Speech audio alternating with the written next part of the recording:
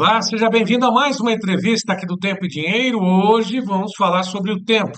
Aliás, o clima tem sido foco das atenções e isso tem sido recorrente, principalmente com os problemas relacionados aos enfrentados pelos gaúchos, pelos produtores do Rio Grande do Sul, que ora enfrentam excesso de chuva, ora enfrentam calor e excessivo, batendo recordes, e agora, pelo que parece, ao que tudo indica, tem um alento por aí. Pode ser que venha chuva e a chuva chegue até mesmo à fronteira oeste do estado. E como é que fica o clima em outras regiões nesse mês de fevereiro? Nós vamos conversar agora com Desirê Brant, que já está conosco direto da Notus, a quem agradeço a participação. Prazer, como sempre, falar contigo, Desirê. Tudo bem? Oi, Braga, é sempre um prazer também participar do seu programa. Estou sempre aqui à disposição e sempre fico feliz de ser convidada. Bom, eu começo perguntando exatamente sobre o que reserva o clima para essa primeira quinzena do mês de fevereiro, sobretudo para o Rio Grande do Sul e, é lógico, para outras regiões aí que têm enfrentado problemas na hora da colheita, né? Do centro-oeste, do norte do país, com essa Sim. chuva que parece que não vai dar uma trégua. Como é que começa a situação atual? Como é que estamos nesse momento falando sobre Rio Grande do Sul primeiro, Desirê? É, até porque, né, Braga, quando a gente fala em chuva, é melhor que ela ocorra do que não ocorra, né? E aí, tendo em vista essa condição, eu acho que a situação é bem crítica para o Rio Grande do Sul, até porque para o centro do Brasil a chuva vai dar uma reduzida, isso vai permitir o avanço dos trabalhos em campo. E para o Rio Grande do Sul tem previsão de chuva sim. Claro que dificilmente a gente alcança a média histórica. E normalmente nessa época do ano, o Rio Grande do Sul sempre enfrenta desafios relacionados a alguns períodos de estiagem. E a gente viu isso muito marcado nesse mês de janeiro. Por quê? O mês de janeiro, ele começou com a umidade muito concentrada na metade norte do Brasil. Só para você ter ideia, antes de terminar a primeira metade do mês de janeiro, a chuva já tinha ultrapassado a média histórica do mês inteiro nas áreas mais ao norte. Norte, Nordeste, Mato Grosso, Minas, Goiás. Essas áreas registraram chuva acima da média. Janeiro já é um mês de muita chuva para essas áreas. Agora imagina eu falar para você que choveu acima da média e tudo isso concentrado mesmo antes de terminar a primeira metade do mês. Aí, em meados de janeiro, a chuva desceu um pouquinho para o sul, mas foi algo breve, porque depois o corredor de umidade ele voltou a se estabelecer entre o sudeste e o centro-oeste. A gente viu a formação das ACAS, né, da zona de convergência do Atlântico Sul, nessa virada de mês, últimos dias de janeiro, comecinho de fevereiro, o que resultou em um grande acumulado de chuva, especialmente no Sudeste, com transtornos aqui em São Paulo, inundações, deslizamentos de terra, e claro que quando a gente fala em excesso de chuva, isso traz o desafio para o produtor rural, especialmente os que querem entrar em campo, e além disso, é claro, essa persistência na chuva, muita nebulosidade, pouca luminosidade, acaba fazendo com que surjam aí doenças, né? Então traz o risco aí para o surgimento de doenças. Bom, agora para o Rio Grande do Sul, enquanto a chuva esteve concentrada no centro e norte do Brasil, eu sempre falo que a chuva no Brasil funciona com aquele esquema de gangorra. Se está chovendo muito na metade norte, o sul acaba sentindo falta dessa chuva. E foi o que a gente viu de maneira muito clara no mês de janeiro, que fechou com chuva abaixo da média, fevereiro ainda começando com muito calor e pouca chuva, mas já nesses próximos dias, aliás, já tem um sistema se formando na altura da Argentina. Esse sistema tem uma frente fria associada que vai avançar, então o corredor de umidade agora desce para as áreas mais ao sul, então as frentes frias que passarem pelo sul vão encontrar o suporte de umidade através desse corredor de umidade. Esse corredor estava voltado para o sudeste, agora ele desce um pouquinho mais para o sul do Brasil, tanto que já tem chovido em MS, no Paraná, e aí com a chegada dessa frente fria nesses próximos dias, tem previsão de chuva também para o Rio Grande do Sul. Vai chover igual choveu no Sudeste? Não, nada comparável, tá? É uma outra qualidade de chuva. Pelo menos vai dar ali uma amenizada nessa situação de extremo calor, de seca prolongada. Claro que para as regiões ali da campanha do Rio Grande do Sul, essa chuva pode não ser o suficiente, mas pelo menos dá ali uma amenizada nessa situação de seca. Agora, para as áreas da metade norte do estado, ali tem uma condição, ali além de ter umidade presente no solo, essa chuva deve ajudar ali as áreas produtoras dessas regiões, também Santa Catarina e Paraná. Então tem sim uma expectativa de chuva e que deve durar, Braga, acontecendo aí nessas regiões, nesta semana, boa parte da semana que vem. Vamos dizer que segue assim pelo menos até 15 de fevereiro, com uma condição melhor de chuva para o Rio Grande do Sul. Até porque, por volta do dia 13, 14, vai se formar uma frente fria. Essa frente fria do dia 13, inclusive, ela vem com um pouco mais de força, tá? Para o sul do Brasil. E aí, essa mesma frente fria, ela vai avançar, e aí, em meados de fevereiro, ela alcança de novo o sudeste do Brasil, e aí acaba reduzindo a chuva no sul. A situação não vai ser tão crítica como agora, né? Como que a gente está observando nesses últimos dias, mas volta a reduzir a chuva, conforme ela volta a ganhar força, especialmente no final, vamos dizer que nos últimos 10 dias de fevereiro, principalmente, tá, Braga? Quando a chuva volta a se organizar aqui na altura do Sudeste, aí ela começa a diminuir no Sul. Mas não é ausência total, não. É uma redução, tá? Mas não ausência. A parte boa da chuva para o Rio Grande do Sul, de uma forma geral, ocorre ao longo desses próximos dias, e vamos dizer ali que até perto do dia 15, 16 de fevereiro, ainda com boas condições de chuva. Deve dar uma aliviada, deve salvar muita lavoura, mas muitas ainda não vai ser o suficiente, muitas já nem tem mais o que salvar, né, Braga? Porque foram períodos bem prolongados aí de seca e de temperatura muito elevada, Braga. Aliás, essa temperatura tão elevada assim, batendo recordes no Rio Grande do Sul, não estava no planejamento, né, fazendo, lógico, entre aspas, nessa situação toda, nessa crise toda no Rio Grande do Sul. Essa temperatura recorde também é algo que é inédito em função também da estiagem ou em função de algum outro fenômeno, Desirê. Olha, na verdade, Braga, a gente, se tiver, a gente tem aí uma condição de tempo mais firme, né? E nessa época do ano a temperatura sobe com muita facilidade. O Rio Grande do Sul, embora a gente sempre associe o sul com o frio, né? A gente sempre pensa, se está no sul é frio, mas o Rio Grande do Sul, principalmente o extremo oeste do estado ali, quando resolve fazer calor, Braga, não é brincadeira, é mais de 40 graus mesmo. Região de Uruguaiana, aquela região ali é muito quente quando resolve fazer calor. Porto Alegre também é quente e é úmido, então vira ali uma panela de pressão, né? Então é comum, né? Se não chove nessa época do ano, a temperatura explode mesmo, ela sobe com muita facilidade, tá? Até pela posição da Terra em relação ao Sol, né? Estamos em pleno verão, então são mais horas de sol, então a temperatura sobe com bastante facilidade. Se não tem chuva, se não tem nebulosidade para segurar, a temperatura vai embora mesmo. Essa chuva deve chegar nos próximos dias no Rio Grande do Sul, amenizar um pouco, não resolve, a perda já foi estabelecida, né? Infelizmente, mais uma vez, os gaúchos estão sofrendo aí com os efeitos, né, no bolso também, por causa do clima. Agora, Desirê, e as outras regiões do país? Qual que você considera mais crítica nesse momento? É lógico que todo o país, né, com exceção de algumas capitais do Nordeste ali, que continuam nesse período tradicionalmente com pouca chuva, qual que é a região que você mais teria assim, destinaria um alerta, entre aspas, né, com relação a esses volumes intensos de chuva? Centro-Oeste, Mato Grosso, está no seu radar também ou não?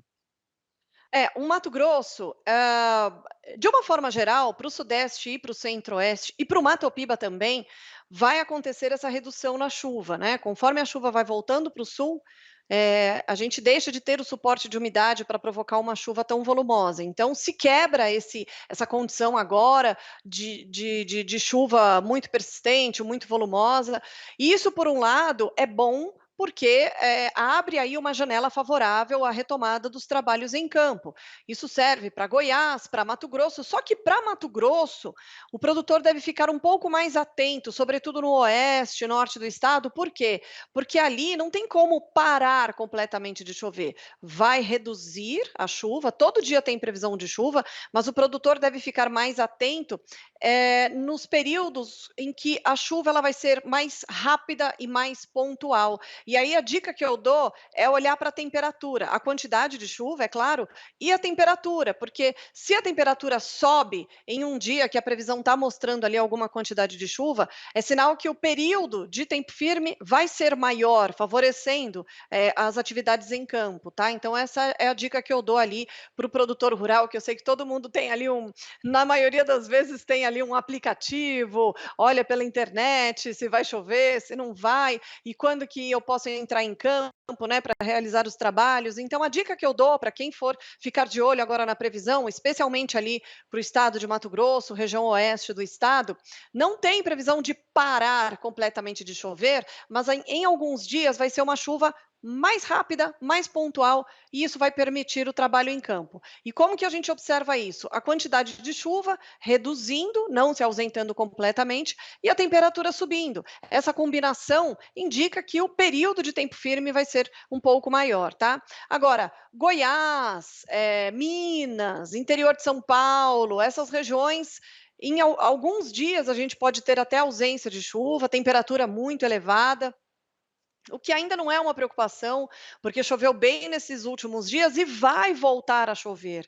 Então, essa janela agora é uma janela boa para entrar em campo, tá? Para os trabalhos em campo nessas regiões. Matopiba, especialmente oeste da Bahia, a chuva deve se ausentar e em algumas áreas ainda tem lavoura em desenvolvimento, que precisaria de chuva ainda nesse momento, né? E nesse momento a chuva dá uma cortada.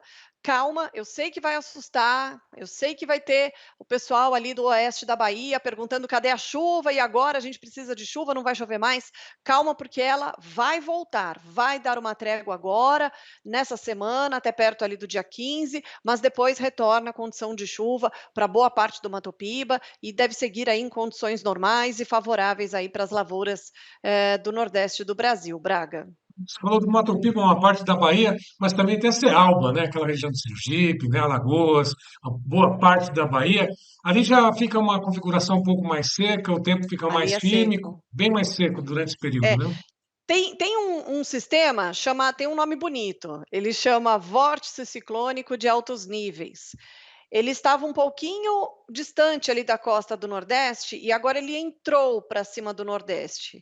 E aí o centro dele está bem em cima da Cealba ali, daquela região. E esse centro desse vórtice, ele inibe a formação de nuvens de chuva. Inclusive, esse sistema, ele que está ajudando a empurrar o corredor de umidade para as áreas mais ao sul do Brasil, tá? Então, imagina, tem a costa do Brasil, entra esse sistema, Brasil adentro, empurra o corredor de umidade um pouco mais para o sul e acaba inibindo a chuva ali entre Minas, Bahia, Sergipe, Alagoas. Então, para esses próximos dias, até perto ali do dia 15, ali é a ausência mesmo de chuva, viu, Braga? Ali não tem como chover porque o tal do VECAM, o vórtice ciclônico de altos níveis, ele realmente impede a formação de nuvens de chuva. Mas logo deve voltar, não deve ser para sempre essa condição, não. Porque nessa época do ano, quando para de chover, é muito natural que o produtor imagina que não vai mais chover, mas tem sim a expectativa do retorno da chuva.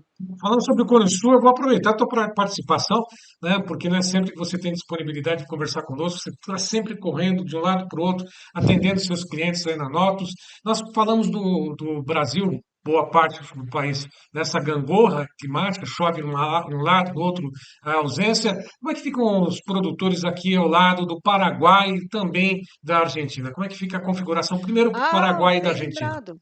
É, bem lembrado, porque a Argentina, assim como o Rio Grande do Sul, também sentiu bastante falta dessa chuva.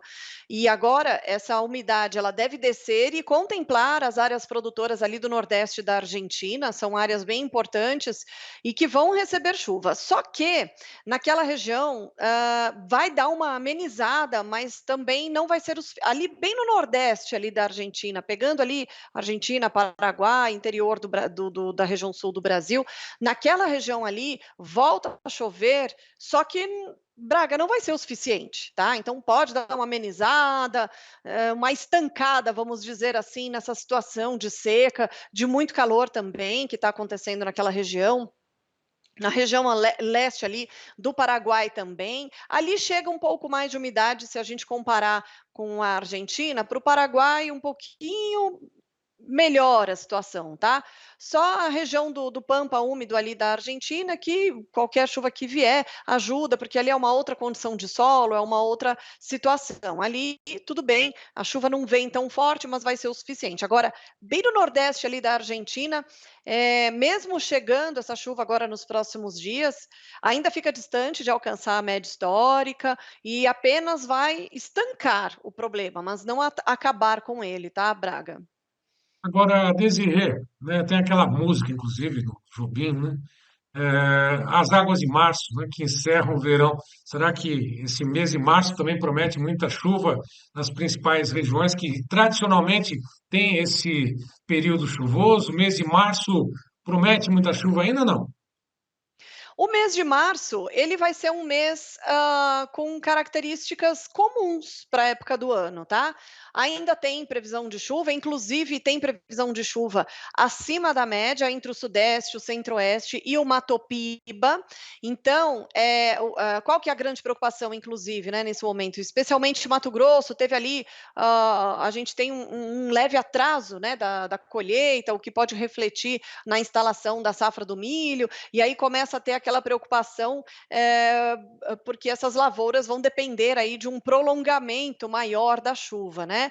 Para o mês de março ainda tem previsão de bons acumulados de chuva sim, a distribuição da chuva bem comum para a época do ano, ou seja, mais forte para as áreas mais ao norte do Brasil, e ainda chovendo de maneira significativa em áreas entre São Paulo, Minas, Mato Grosso, Goiás, Mato Grosso do Sul também, Mato Piba, essas regiões vão até apresentar chuva acima da média. Não é comparável à chuva de janeiro, mas ainda é uma boa chuva que vai garantir bons índices de umidade, vai garantir aí o desenvolvimento vegetativo, então é um março promissor em relação à chuva. Em abril, aos pouquinhos começa a acontecer aquele movimento natural, né, que é a redução gradual da chuva a partir do centro do país.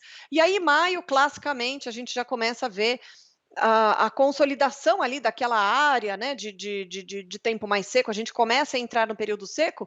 Mas olha, Braga, uma coisa que a gente tem observado aqui nos nossos modelos mais estendidos é que esse ano a gente tem chance de chuva em maio. Claro que a gente não pode contar com uma chuva volumosa, uma chuva tão expressiva quanto a chuva de verão, mas a gente pode ter alguns episódios de chuva em maio que podem ajudar sim a finalizar algumas lavouras, tá, Braga? Então, pelo menos em relação ao prolongamento, a duração, vamos dizer, o período, né, úmido aqui no Brasil, as notícias são boas, embora a gente tenha aí uma certa dificuldade, o desafio na instalação do milho, né, por conta, de tanta chuva, e isso pode trazer essa dependência de um período mais prolongado com umidade, a gente vê lá no horizonte ainda uma condição de alguma umidade ainda no mês de maio. E isso tem até a ver com o Laninha. O Laninha, trata-se de um Laninha fraco esse ano, mas mesmo sendo fraco, ele traz alguns efeitos, né? E um efeito dele é, inclusive, prolongar um pouquinho a chuva, inclusive no mês de maio. O que que pode acontecer? A temperatura já começa a cair mais. Aliás, em abril, a gente já vai começar a sentir as noites mais frescas, né? Então, essa incursão, o Laninha também ele tem uma das características é trazer o frio de forma um pouco antecipada. Não estou falando de geada, em Braga, estou falando da temperatura começar a mudar o seu padrão, a gente já começar a ter noites mais frescas, né? E isso, em relação ao milho, por exemplo, é favorável. Por quê? Essa incursão do ar frio pode acabar resultando em ocorrência de alguma chuva ou outra, né, no interior do país, o que pode salvar aí ou ajudar pelo menos a finalizar algumas lavouras. Além disso, essas temperaturas que podem ficar já mais baixas durante as noites, já a partir do mês de abril, isso acaba favorecendo o metabolismo do milho. Em algumas noites pode ter formação de orvalho e essa umidade também acaba favorecendo o desenvolvimento das lavouras, tá? Então, de uma forma geral, Braga, umidade não vai faltar, a chuva não vai cortar antes, e pelo contrário, a gente tem até, eu chamo a chuva de maio, né? Porque em maio normalmente já não chove mais, né? Mas tem muito produtor que pede para mim, cadê aquela chuva de maio? Será que vai ter para dar uma fechada, né, no nosso milho? Aí eu sempre brinco, eu falo, não é chuva de maio, é a sorte de maio, né? Porque contar com chuva em maio é contar com a sorte.